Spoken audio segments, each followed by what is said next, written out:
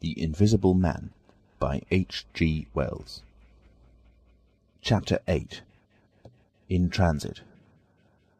The 8th chapter is exceedingly brief, and relates that Gibbons, the amateur naturalist of the district, while lying out on the spacious open downs, without a soul within a couple of miles of him, as he thought, and almost dozing, heard close to him the sound of a man coughing, sneezing, and then swearing savagely to himself, and looking, beheld nothing. Yet the voice was indisputable. It continued to swear with that breadth and variety that distinguishes the swearing of a cultivated man. It grew to a climax, diminished again, and died away in the distance, going, as it seemed to him, in the direction of Adderdean. It lifted to a spasmodic sneeze, and ended. Gibbons had heard nothing of the morning's occurrences, but the phenomenon was so striking and disturbing that his philosophical tranquillity vanished. He got up hastily and hurried down the steepness of the hill towards the village as fast as he could go. Chapter 9. Mr. Thomas Marvel.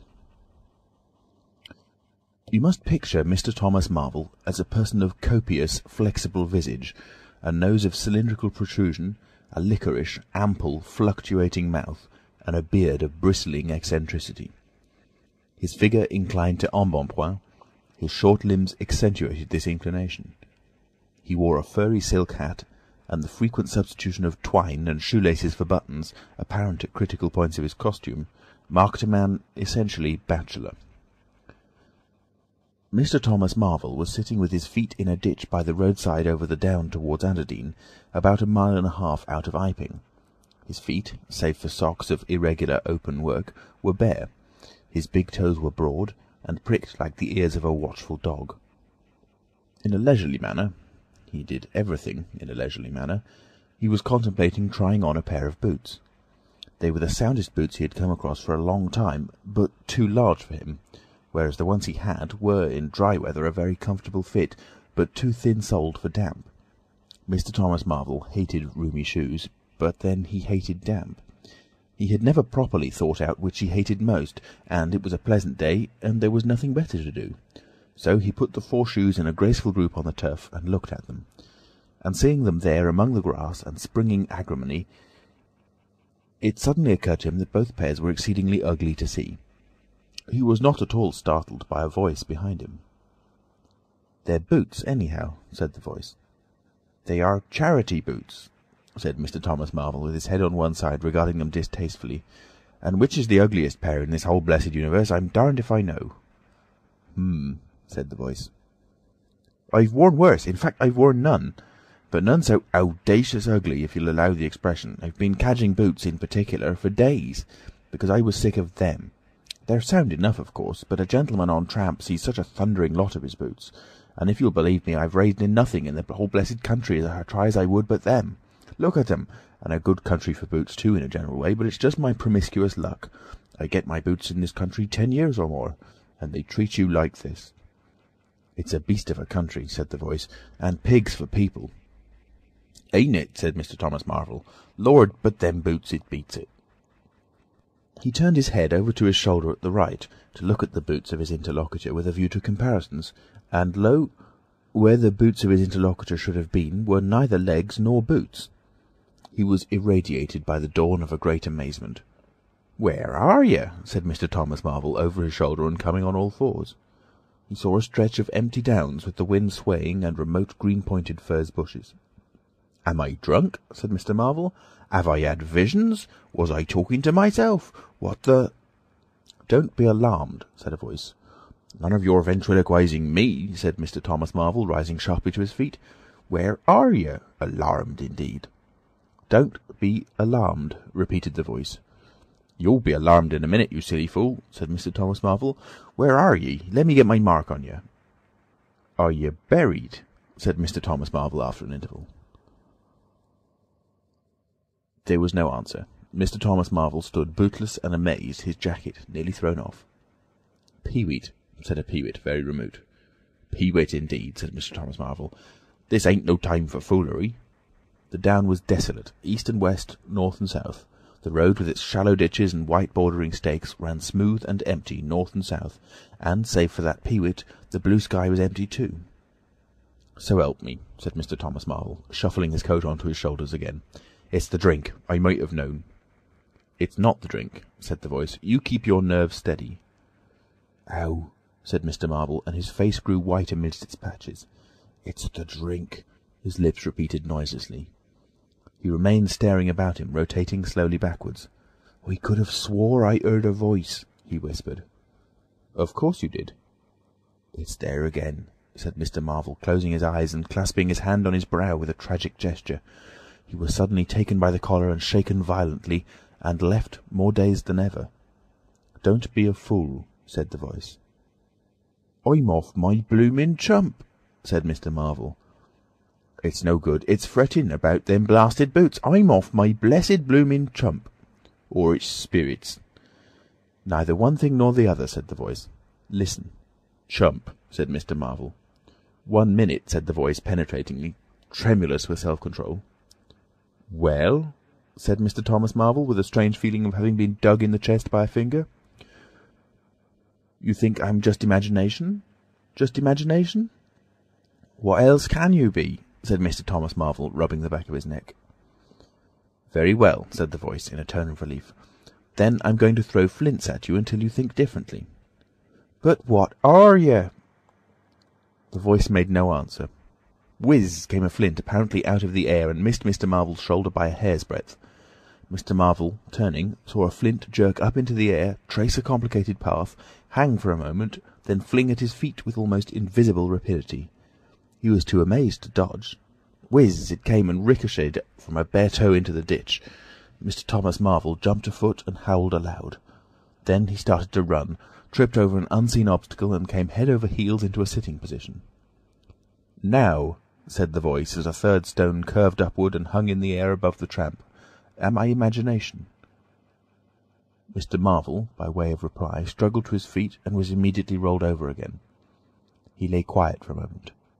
"If you struggle any more," said the voice, "I shall throw the flint at your head." "It's a fair do," said Mr. Thomas Marvel, sitting up, taking his wounded toe in hand and fixing his eye on the third missile. "I don't understand it. Stones flinging themselves, stones talking. Put yourself down. Rot away. I'm done." The third flint fell. "It's very simple," said the voice. "I'm an invisible man." "Tell us something I don't know," said Mr. Marvel, gasping with pain.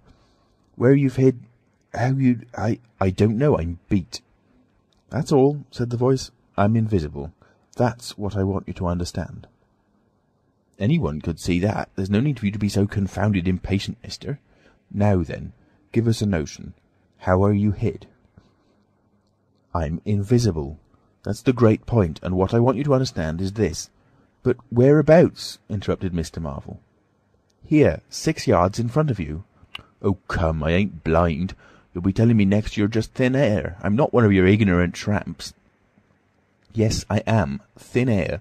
You're looking through me." "What? Ain't there any stuff to you? Vox et... oh, what is it? Jabber? Is that it?" "I'm just a human being. Solid, needing food and drink, needing covering too. But I'm invisible. You see? Invisible. Simple idea. Invisible." "What, real like?" "Yes, real."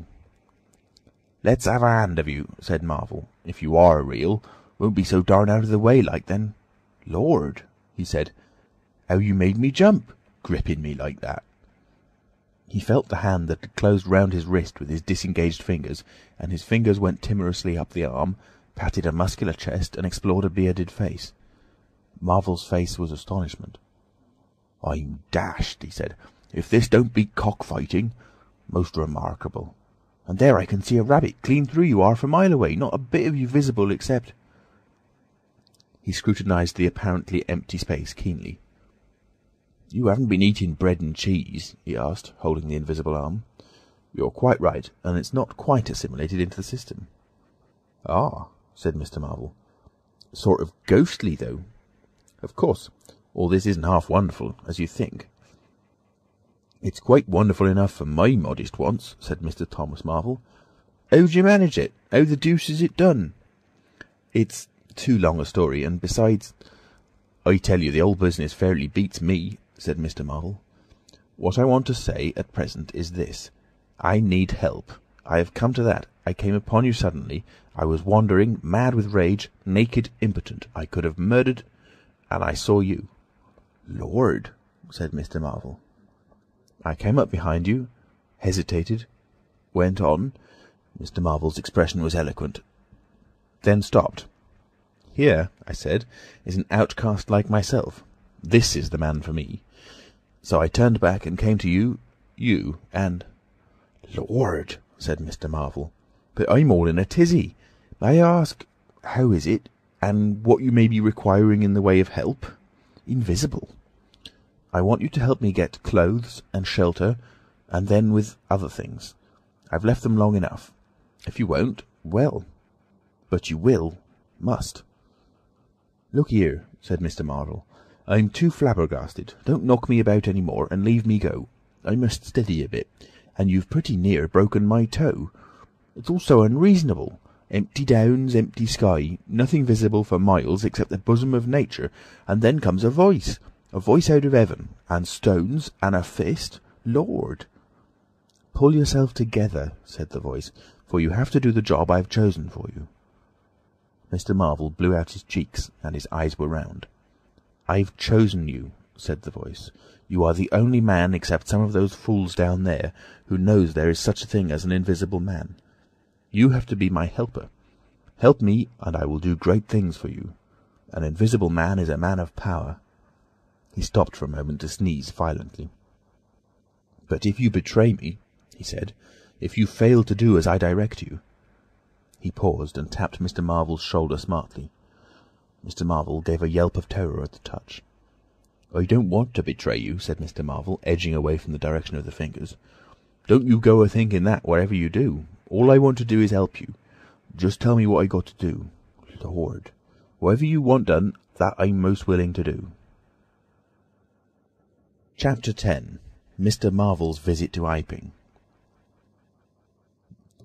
After the first gusty panic had spent itself, Iping became argumentative.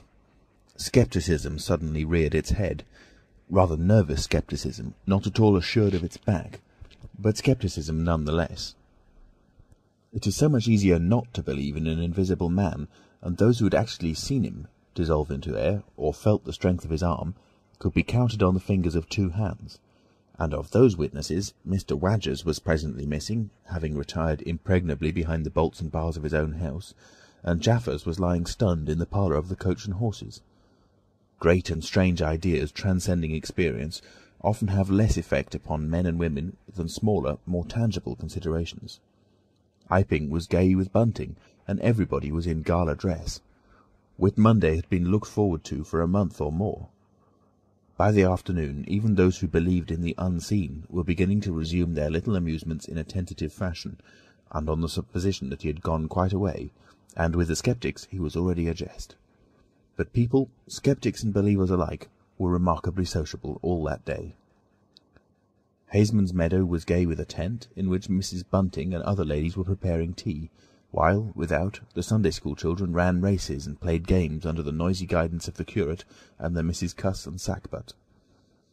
No doubt there was a slight uneasiness in the air, but people for the most part had the sense to conceal whatever imaginative qualms they experienced.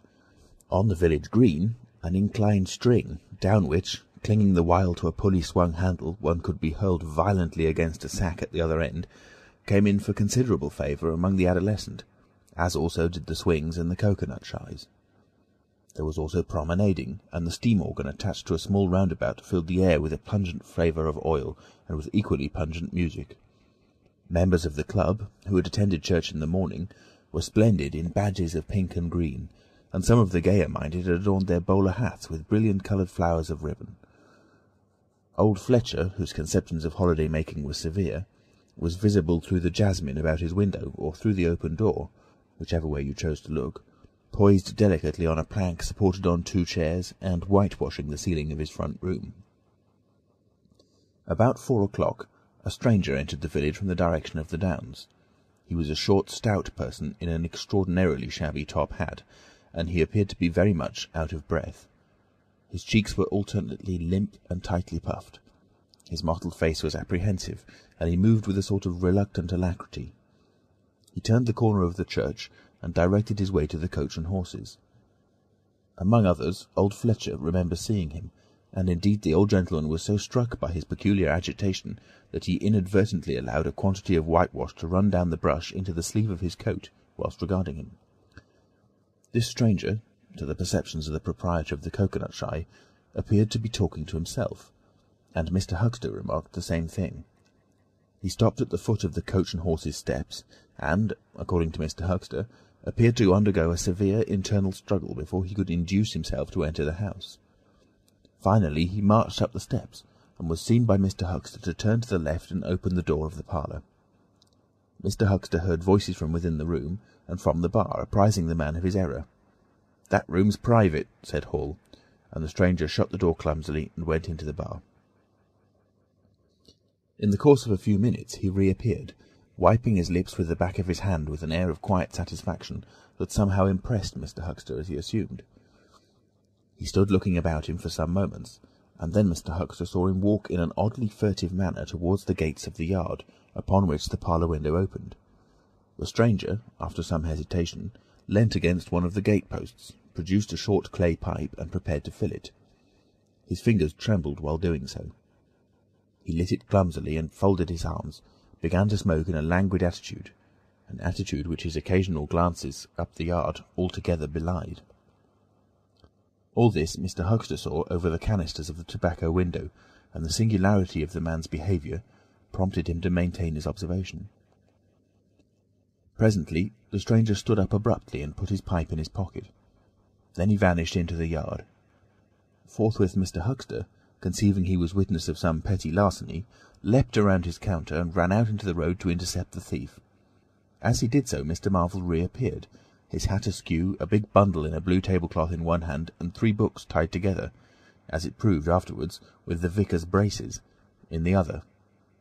Directly he saw Huxter he gave a sort of gasp, and turning sharply to the left, began to run. "Stop, thief!" cried Huxter, and set off after him.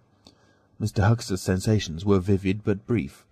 He saw the man just before him, and spurting briskly for the church corner and the hill road.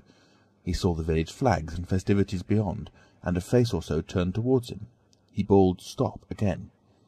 He had hardly gone 10 strides before his shin was caught in some mysterious fashion, and he was no longer running, but flying with inconceivable rapidity through the air. He saw the ground suddenly close to his face. The world seemed to splash into a million whirling specks of light, and subsequent proceedings interested him no more. End of chapter 10.